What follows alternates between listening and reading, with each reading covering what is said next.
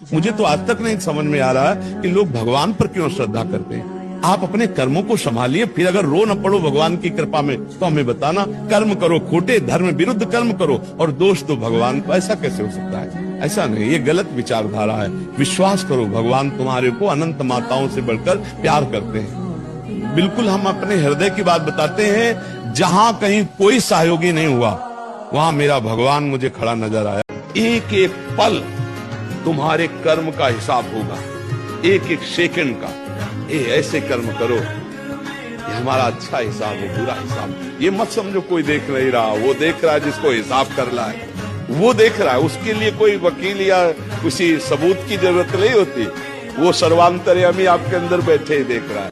बच्चों का सबसे बड़ा कर्तव्य है कि उनके लिए और कोई भगवान नहीं है। जिन माता ने, जब हम में ज्ञान नहीं था कि हम शौच लोग शंका उनके बिस्तर में उनकी गोद में ही कर रहे हैं, उस समय वो गीले की तरफ लेट जाती और हमें सूखे की तरफ सुलाती, अपने शरीर का रक्त दुग्ध रूप में परिणित करके हमको पिलाया। ऐसी माता पिता जब वृद्धावस्था को प्राप्त हो रहे हो तो जवान पुत्र को चाहिए कि किसी मंदिर आदि के भगवान की आराधना नहीं, अपने घर में विराजमान माता पिता की भगवान की तरह आराधना करे, उनकी सेवा करे, उनकी आज्ञा में रहे, रोज उनको प्रणाम करे। भगवान ने जो रच रखा है वही होगा। भगवान जो रच रखा है वो बड़ा मंगलमय होगा, क्योंकि भगवान मंगल भवन मंगलहारी है। तो हमको भी चिंता क्या करनी, हमें दिमाग में तनाव के रखना।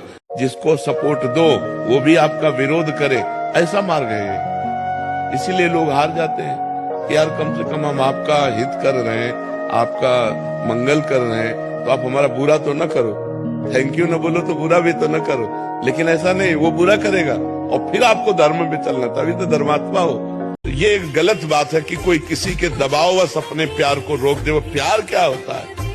प्रीति